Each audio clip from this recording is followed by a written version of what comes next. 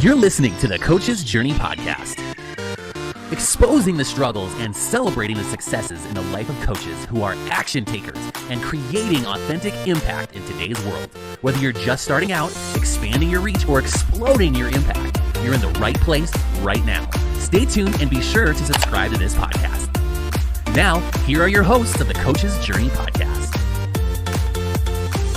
Yeah, and then there are two weird things in our, like when I was starting out, like why would it, even I had a hard time with this question, like why would somebody pay for this? Yeah, totally.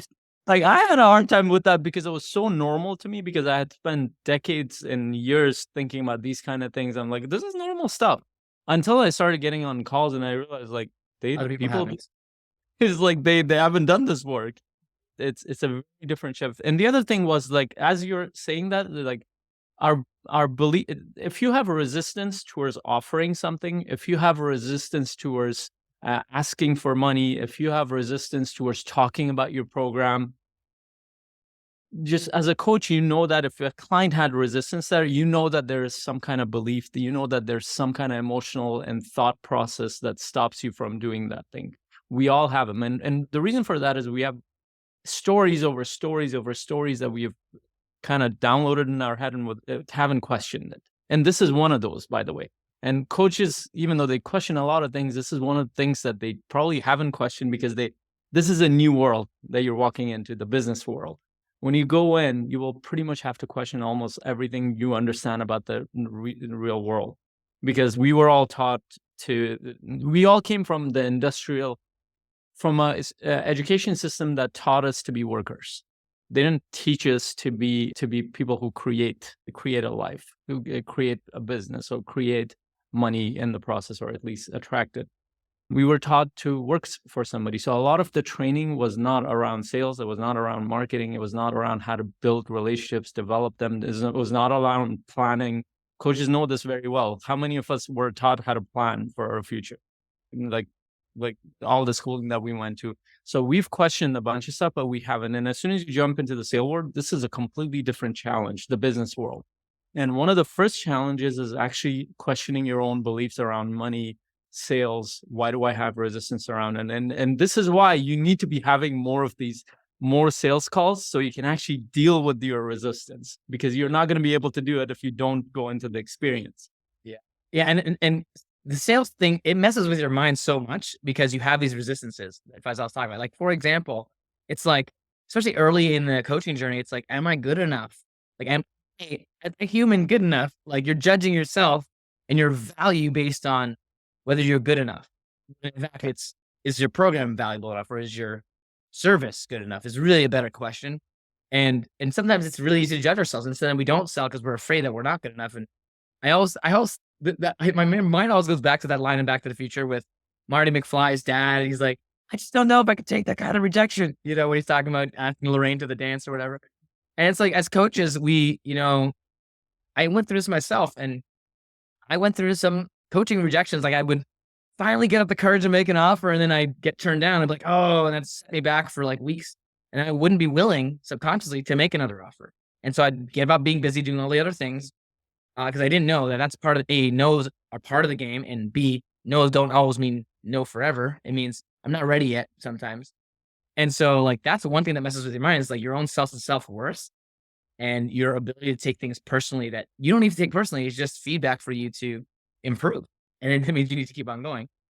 And not only is it like your own sense of self-worth, but you also don't necessarily have as much confidence as you need to know that you're going to be actually delivering something valuable. So, for example, the first time I had a paid client, I wasn't super confident that I could deliver value and that I could make it worth it for that client. I didn't believe in it enough because I didn't have enough experience doing it until I was actually able to see some changes in people's lives as a result of what I was doing.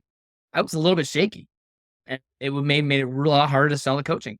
To be honest, like, I was afraid to sell it because I didn't see it. But after I had enough people go through coaching with me and I saw some of the things I can do, some of the things I saw in the clients' lives, I started getting inspired by my clients. And then I raised my confidence. So when you start seeing results with your coaching with clients, then you start getting more confidence. And you don't have to have the confidence to sell, but you have to have at least the confidence to know that you could make that difference. And sometimes you can do that pro bono to get that confidence. And sometimes you can do paid. You won't find out unless you actually try, right? You're going to have that first client that you make a paid offer to. You're going to have that. And so at that point, you're going to have to, it's like you have to cross that bridge. There's no other way to build a coaching business unless you're independently wealthy, in which case this doesn't apply to you. And it still technically applies to you because if people don't pay for coaching, there's a whole different dynamic that happens. So, and unless you don't want to get paid for coaching, which is not a business model. That's not the question we're here to talk about today. Yeah. So I love what you're saying. And this is just to backtrack for you. And the reason why we keep saying that sales is one of the most important skill sets is because pretty much a lot of the efforts that you have in your coaching business for you to build a business, and you will see that as you start to reach out to people, as you connect with people, whether you go speak on a stage or whether you run a workshop or whether you reach out to people individually, it involves getting in conversation with people. And part of that conversation, at the end of it, you're making some kind of offer, or at some part of that process, customer journey, you're making an offer. And that process is a sales process. If you don't gain the skill set around that, there is no business. You could be amazing. And I actually ran into one of the things I was surprised by is that there are coaches who had, and I ran into a couple of coaches at one of the events we went to recently, and she's like, I have close to 10,000 followers on social media, and there's like, and I literally asked her that, I'm like, what's your offer? And she's like, I have no offer. Well, that's probably why you're not making any sales. And here's the thing. And I could tell him, like, why don't you have an offer? He's like, I kind of have an offer, but I'm scared to make the offer. Her resistance was in sales. It was not a marketing challenge. In fact, she had a lot more followers. I'm like, I would bet that if these followers, you've been nurturing them for this long and they're the right people, if you make the offer, a small percentage of them will sign up for your program. And I told him, like, I'm making a lot more than you. The biggest difference is, and I don't have anywhere people near that are following me, but I have a functioning business because I actually walk them through a process and I make an offer. And so that's why we're saying this, that this needs to become part of your process. So the first part we talked about is that you will have resistance. And the way to deal with the resistance is do the work, get your coach, do the background work to deal with that, or assess it within yourself. Part of it is actually go do calls, sales calls. Like, I don't care if you do it pro bono or paid, find people to coach and make an offer. Just coach and make an offer. Do as many proposals and offers as you can, because that process will teach you to deal with the resistance. And the other one is, we didn't talk about it enough. We shared about the book. Start getting books like this. Like, literally all you have to do is go on, like, get Prosperous Coach, get To Sell is Human, get Brian Tracy's The Psychology of Selling. But you can go on Amazon, look at all the sales books that are rated above 4.5, 4, and just start reading them. Like, if you just made it a goal to read like 10 sales books, you will be much better at sales. Plus, if you're doing the work, not you don't just have to read 10. You can just read 1 or 2 or 3, and you'll be so far ahead. Like, there's one book will be so worth it, right? And after you read that book, you're like, okay, maybe I should continue developing my skill set, because I want to take something, Faisal, you just said, and really make it really real. There's a math to this, and there's a skill set to this.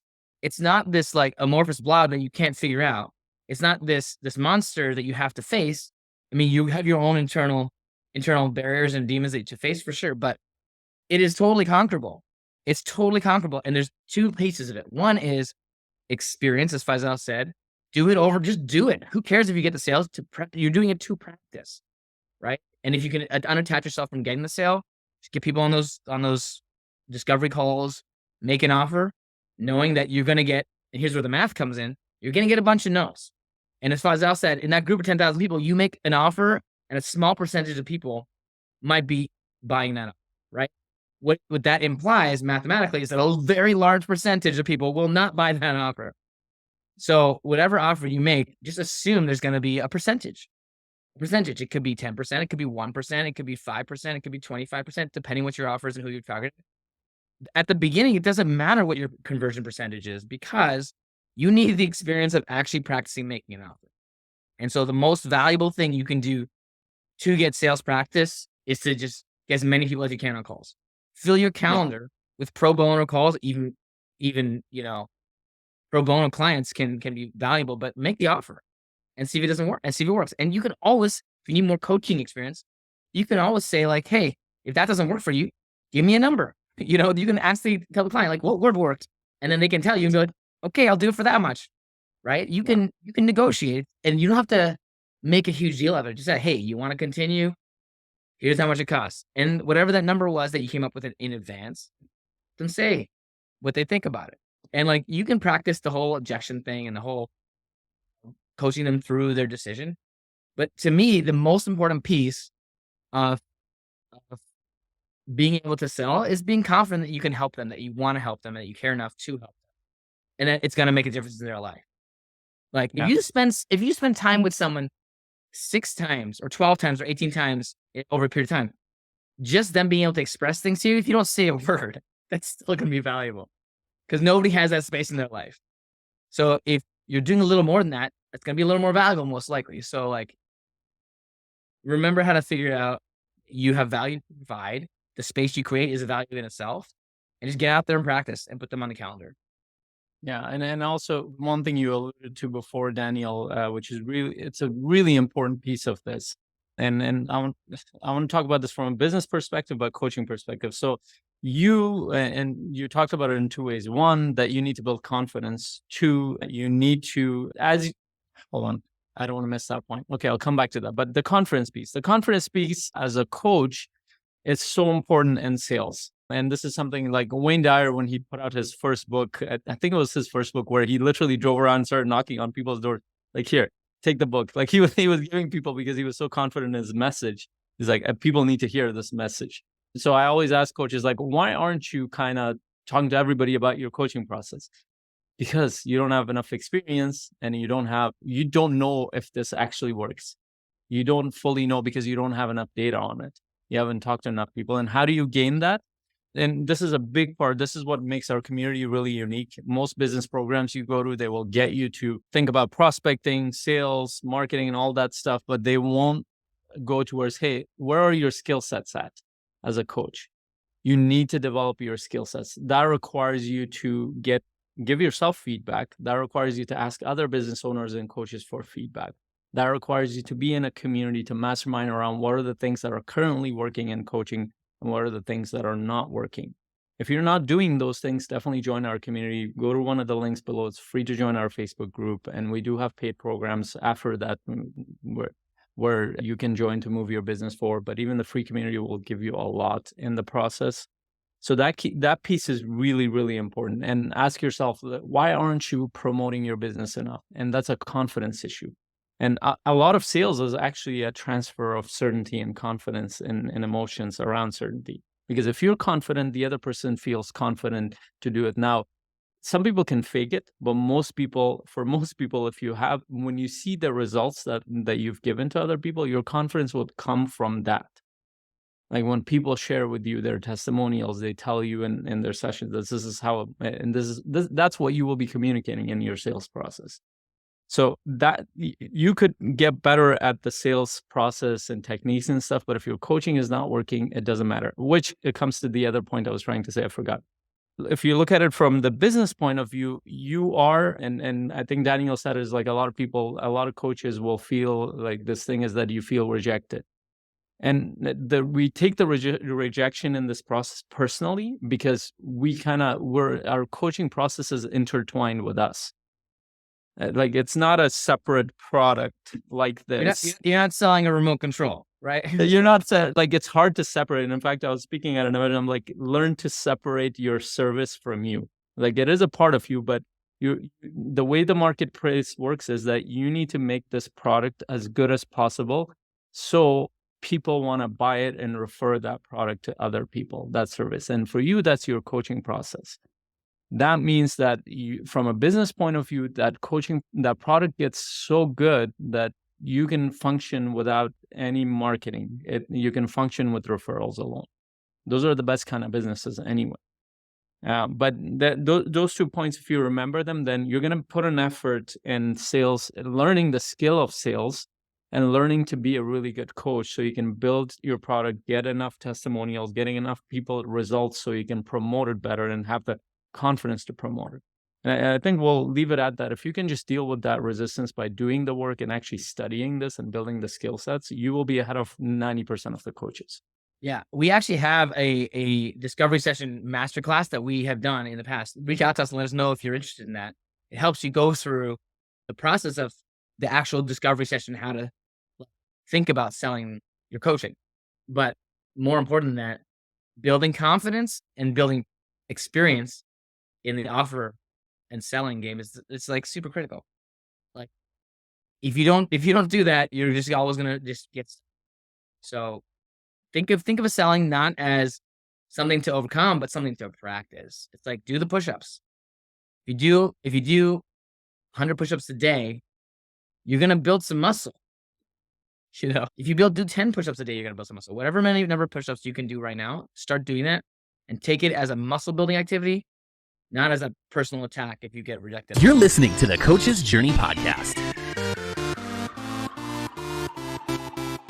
Activity. Yeah.